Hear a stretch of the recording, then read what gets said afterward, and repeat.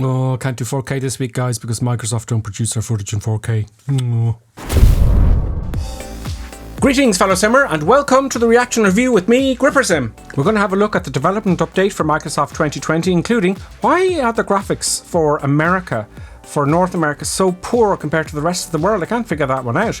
Also, new detailed Japan coming on the 29th of this month, and the top 20 things people want fixed in Microsoft Flight Simulator 2020. Today, we are happy and proud to announce World Update 1 Japan at the Tokyo Game Show 2020.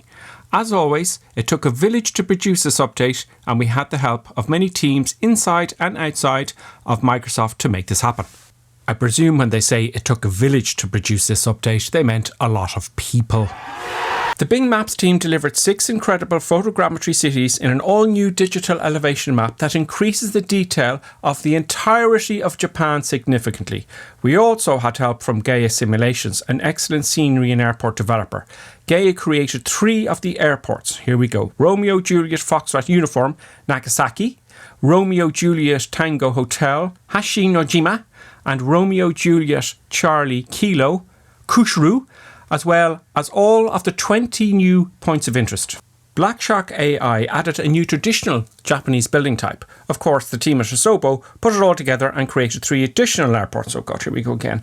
Romeo Oscar Kilo Romeo, Kirishima, Romeo Oscar Romeo Sierra, Slimo Mashima, and Romeo Juliet X-Ray 8. Shino Shishima.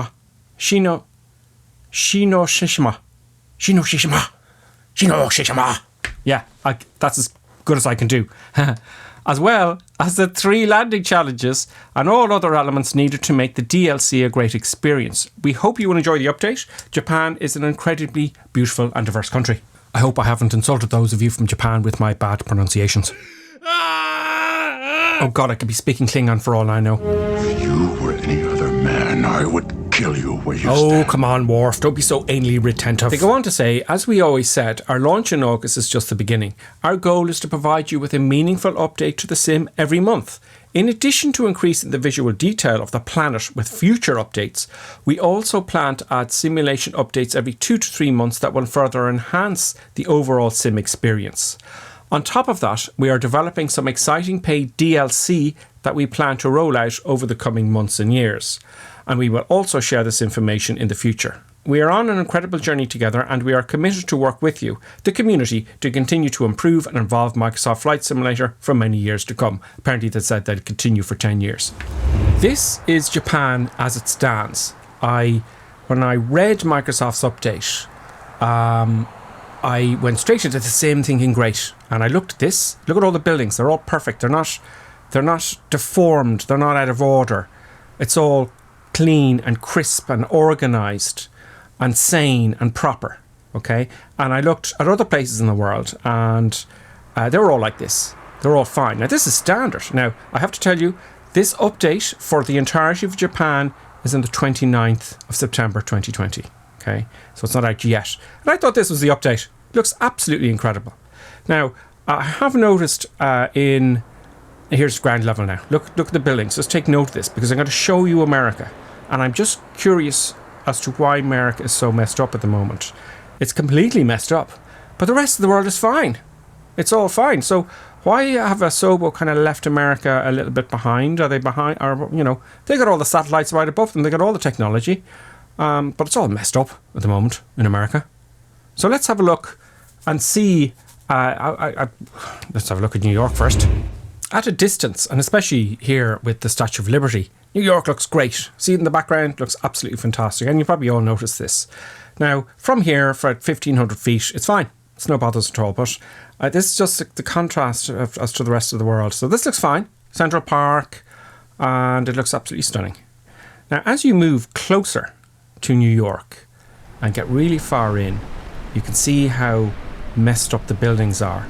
They're deformed. It looks like some sort of catastrophe took place. Like, I don't know, like the country's been left with no people in it for years, and you'd swear Will Smith's going to just pop out of nowhere. The hell hell are you doing out here, Oh, hi, Will. Hi, I'm just having a look around. What the hell are you... Yeah, I'm just having a look around. No! I'm just having a look. No! I'm just having. How did you get out of here? I flew on Microsoft Flight Simulator. Fred, if you're real, you better tell me I'm right real. now. I know I look a bit pixelated. Things are a bit messed up. If you're real, you better tell me Really right relax. now. I'm out of here. See you later. Damn it! Let's have a look at Microsoft's video for the update coming at the 29th of September 2020. I will stop talking for the moment about...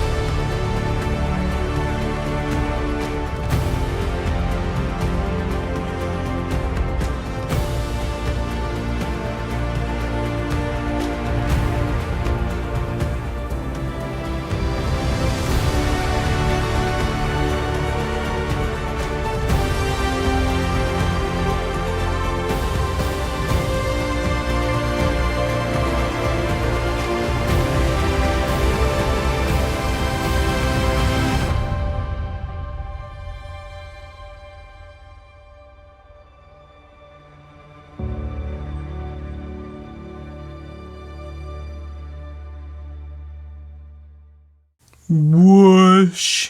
I'm very proud of my sound effects. I know you're impressed.